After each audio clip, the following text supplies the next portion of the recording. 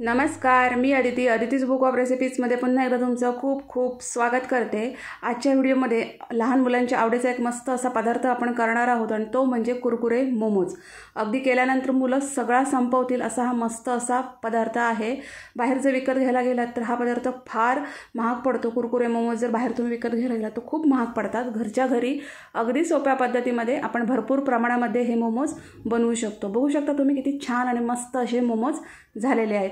चला तर आता रेसिपीकडे वळूया। तर पॅनमध्ये मी तेल गरम करत ठेवलेलं आहे। जास्त तेल घ्यायचं नाही, आपल्याला याचं स्टफिंग बनवायचं आहे। 1 चमचा मी इथं तेल गरम करून घेतलं आणि नंतर मग मी याच्यामध्ये बारीक चिरलेला लसूण घातलेला आहे। मीडियम साईजचा एक लसणाचा गड्डा आहे, तो पूर्ण सोलून साफ करून तो एकदम बारीक चिरून मी इथं वापरलेला आहे। लसणाची क्वांटिटी थोडीशी जास्त ठेवायची। आपल्याला लसूण हा इथं हलका परतवून घ्यायचा आहे। हे बघा, लसणामुळे या ज्या स्टफिंगची जी चव आहे ती खूप छान येते। तर लसूण मस्त असं हलका आपल्याला परतवून घ्यायचा आहे। त्याचा मस्त असा स्मेल येईपर्यंत गॅसची फ्लेम मीडियम टू स्लोच ठेवायची आहे आणि लसूण छान परतवून घ्यायचा आहे। हे बघा, परफेक्ट मस्त असा लसूण परतवून झालेला आहे। लसूण परतवून झालं की नंतर मग आपल्याला याच्यामध्ये आलं घालायचं आहे। तर 1 इंच आलं आहे, तर ते मी बारीक किसून घेतलेलं आहे आणि नंतर मी इथं वापरलेलं आहे। आल्यामुळे सुद्धा टेस्ट खूप छान येते। तर आलं आहे ते पण आपल्याला हलकं इथं परतवून घ्यायचं आहे। लसूण आणि आलं याच्यामुळे स्टफिंगची चव जी आहे ती खूप छान येते। मस्त एकदम चवदार असं आपलं स्टफिंग जे आहे ते तयार होणार आहे। तर आलंही इथं आता हलकं परतवून झालेलं आहे आणि आलं परतवून झालं की नंतर मग याच्यामध्ये मी अर्धा कांदा आहे तो बारीक चिरून इथं वापरलेला आहे। कांदा तुम्ही इथं स्किप केला तरी चालेल। तर कांदा जो आहे तो मी इथं हलका परतवून घेतलेला आहे। हे आपण जे स्टफिंग तयार करतो तर ह्या एका स्टफिंगमुळे तुम्ही विविध प्रकारचे मोमोज करू शकता। जसं की स्टीम मोमोज आहेत, तंदुरी मोमोज आहेत, हे कुरकुरे मोमोज आहेत। तर एकच स्टफिंग वापरून तुम्ही वेगवेगळ्या प्रकारचे मोमोज करू शकता।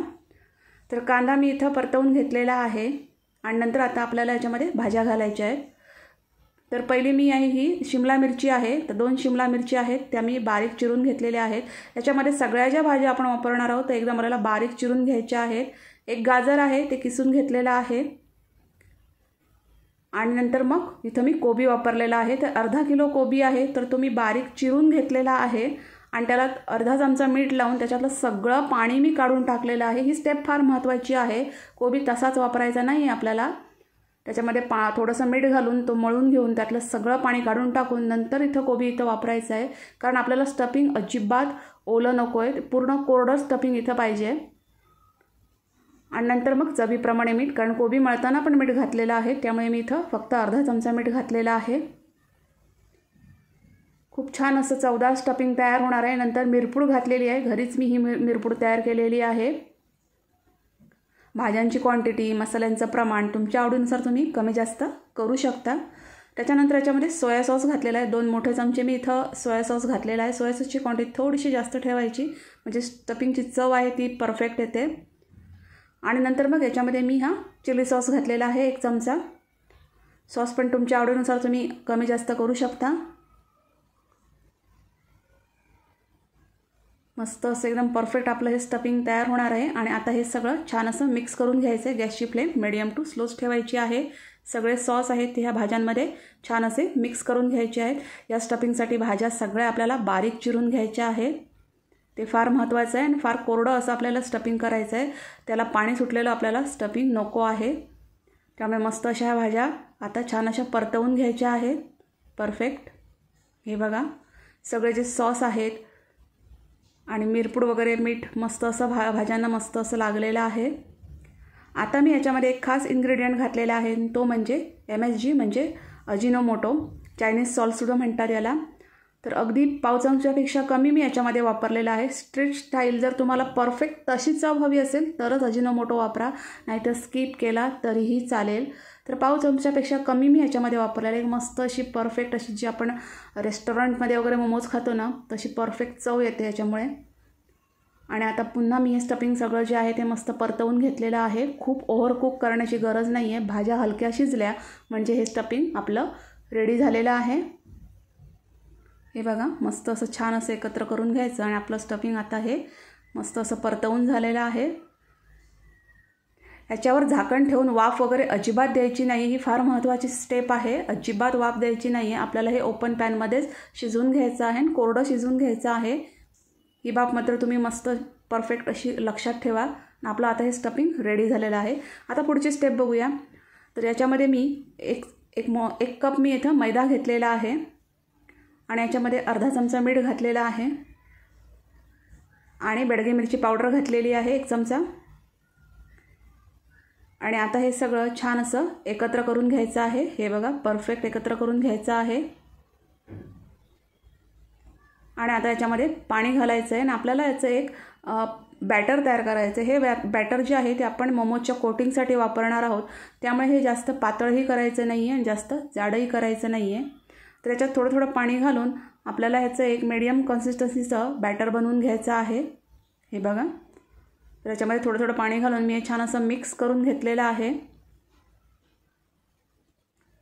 हे बघा परफेक्ट कन्सिस्टन्सी आलेली आहे, बरोबर एवढं आपल्याला बॅटर ते ठेवायचं। आता इथं मी मैदा घेतलेला आहे, तर 1.5 कप मैदा घेतला आहे आणि त्याच्यामध्ये थोडंसं मीठ घालून आपण रेग्युलर पुरीसाठी जसं कणिक मळतो ना तशा प्रकारातच मी हा मैदा मळून घेतलेला आहे आणि थोडा कोरडा मैदा घेतलेला आहे। आणि आता आपल्याला या मैद्याच्या छोट्या छोट्या पुऱ्या करून घ्यायच्या आहेत। सेम जी आपण पुरीसाठी जी प्रोसिजर करतो ना तशीच सेम इथंही फॉलो करायची आहे। थोडासा कोरडा मैदा मी ह्या छोट्या गोळ्याला लावलेला आहे आणि याची मी एक आता पुरी लाटून घेत आहे। सेम आपण जशी पुरी लाटतो ना तसंच सेम हे लाटून घ्यायचं आहे, ना जास्त पातळ ना जास्त जाड। आणि जेवढी तुमची पुरी असेल तेवढा साईजचा तुमचा मोमोज बनणार आहे। तर मोमोजचे वेगवेगळे शेप आहेत, तर त्यातला एक जो मस्त असा चांगला शेप आहे तर तो मी तुम्हाला आज दाखवणार आहे, जो की सगळ्यांना आवडतो। तर ही बघा पुरी लाटून झालेली आहे आणि आता आपल्याला हे मध्ये आहे ते आपल्याला हे फिलिंग ठेवायचं आहे। हे बघा, ते स्टफिंग जे आहे किंवा हे जे फिलिंग जे आहे ते आपल्याला पूर्णपणे थंड करून घ्यायचं आहे आणि नंतरच इथं वापरायचं आहे। पुरीच्या अर्ध्या बाजूला मी हलकंसं पाणी लावून घेतलेलं आहे आणि जास्त त्या बाजूला आपल्याला याला फोल्ड मारायचे आहेत। तर एक फोल्ड मारून झाला की तो तसाच सोडून देऊन आपल्याला पुढचा फोल्ड मारायचा आहे। एकामेकांना चिटकवून फोल्ड मारायचे नाही आहेत, तर मोकळे मोकळे असे फोल्ड मारून घ्यायचे आहेत। हे बघा परफेक्ट दाखवल्याप्रमाणे। आणि पुरीच्या जास्त बाजूला आपल्याला फोल्ड मारून घ्यायचे आहे आणि कमी बाजू आहे ती मोकळी सोडून द्यायची आहे। हे बघा परफेक्ट। आणि आता जी मोकळी बाजू आहे ती याला चिटकवून द्यायची आहे, जसं मी दाखवलं आहे त्याप्रमाणे। हे बघा परफेक्ट। हे बघा एकदम सोप्या पद्धतीमध्ये आपण हा मस्त असा मोमोजचा शेप तयार केलेला आहे। हा फार ट्रेंडिंग शेप आहे, खूप जणांना आवडतो हा मोमोजचा शेप। बनवायला पण एकदम इझी आहे। त्याची मागची जी टोकं आहे ती थोडीशी आतमध्ये वळवायची आहेत। हे बघा मागची टोकं जी आहे ती थोडीशी आतमध्ये वळवायची आहेत आणि परफेक्ट असा आपला हा मोमोजचा शेप तयार झालेला आहे। हे बघा एकदम बघा आपण बाहेरून विकत मोमो आणतो तसा शेप एकदम दिसत आहे। खूप छान असा आणि एकदम इझी पद्धतीमध्ये हा शेप तयार होतो। तर आता पुढची स्टेप बघूया। तर इथं मी कॉर्नफ्लेक्स घेतलेले आहेत, ते केलॉग्सचे कॉर्नफ्लेक्स घेतलेले आहेत। इथं आपल्याला कॉर्नफ्लेक्सच घ्यायचे आहेत आणि हे कॉर्नफ्लेक्स आपल्याला बारीक करून घ्यायचे आहेत। मी तर थोडे हातानेच केलेले आहेत बारीक, तुम्ही हे मिक्सरमध्ये पण हलके फिरवून घेऊ शकता, ते फार इझी पडतं। तर कॉर्नफ्लेक्समुळे हे कुरकुरे मोमो आहेत ते मस्त असे कुरकुरीत तयार होतात आणि मस्त अशी परफेक्ट आणि खूप छान अशी चव त्या मोमोजना येते। तर हे बघा मी हातानेच असे बारीक करून घेतलेले आहेत, खूप एकदम पावडर करायची नाही आहे त्याची। तर हलके जाडसरच ठेवून आपल्याला हे बारीक करून घ्यायचे आहेत। मोमोज मी इथं तयार करून घेतलेले आहेत, बघू शकता तुम्ही किती छान मोमोज झालेले आहेत।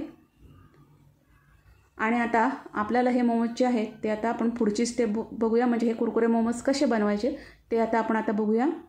ते मगाशी जे मी बॅटर करून ठेवलेलं आहे हे बघा, ते छान आता पुन्हा एकदा मिक्स करून घ्यायचं आहे आणि प्रत्येक मोमो आहे तो त्याच्यामध्ये घोळवून घ्यायचा आहे किंवा डुबवून घ्यायचा आहे। हे बघा बॅटर परफेक्ट झालेला आहे, कारण बरोबर त्या मोमोजना व्यवस्थित ते कोट झालेलं आहे। हे बघा आणि आता ह्याच्यातनं मोमोज काढून घ्यायचं आहे, एक्स्ट्राचं सगळं बॅटर काढून टाकायचं आहे। हे बघा आणि नंतर हा मोमोज आहे तर तो आपण जे कॉर्नफ्लेक्स बारीक करून ठेवले तर त्याच्यामध्ये घ्यायचा आहे आणि हे सगळे जे कॉर्नफ्लेक्स आहेत ते ह्या मोमोजला कोट करून घ्यायचे आहे, पूर्ण घोळवून घ्यायचं आहे याच्यामध्ये. हे बघा, जर तुम्ही याचं फिलिंग अगोदर तयार करून ठेवलं तर हे तुम्ही झटकेपट मोमोज बनवू शकता, खूप वेळ लागत नाही. आणि जे फिलिंग आहे ते अगदी फ्रीजमध्ये हवाबंद डब्यामध्ये आरामात 4-5 दिवस राहतं. त्यामुळे तुम्ही पटकन मुलांसाठी ही रेसिपी करू शकता. हे बघा, कोट करून घेतलेलं आहे. अशा प्रकारे मी सगळ्या मोमोजना कॉर्नफ्लेक्स जे आहेत ते कोट करून घेतलेले आहेत. चला आता पुढची स्टेप बघूया. तेल गरम करून घेतलेलं आहे ना. आता आपल्याला हे जे मोमोज आहेत ते मीडियम गॅस फ्लेमवर तळून घ्यायचे आहेत. गॅसची फ्लेम मोठी ठेवायची नाही आहे किंवा एकदम स्लो पण ठेवायची नाही आहे. मीडियम गॅस फ्लेमवर मस्त एकदम गोल्डन ब्राऊन रंग येईपर्यंत आपल्याला हे मोमोज तळून घ्यायचे आहेत. मोमोज तळताना खूप घाई करायची नाही आहे, नाहीतर त्याची जी आतमधचं जे कवर आहे, जे आपण मैद्याचं कवर केलं आहे, तर ते कच्चं राहण्याची शक्यता असते. त्यामुळे मीडियम गॅस फ्लेमवर अलटवत पलटवत आपल्याला हे मोमोज छान अगदी तळून घ्यायचे आहेत. मस्त एकदम छान एकदम कुरकुरीत असा त्याचा कलर आणि टेक्स्चर येईपर्यंत. हे बघा, मस्त असा त्याचा परफेक्ट ब्राऊन रंग आलेला आहे आणि परफेक्ट कुरकुरीत असे मस्त आपले हे मोमोज इथं तळून झालेले आहेत. तर अशा प्रकारे मी सगळेच मोमोज जे आहेत ते तळून घेतलेले आहेत.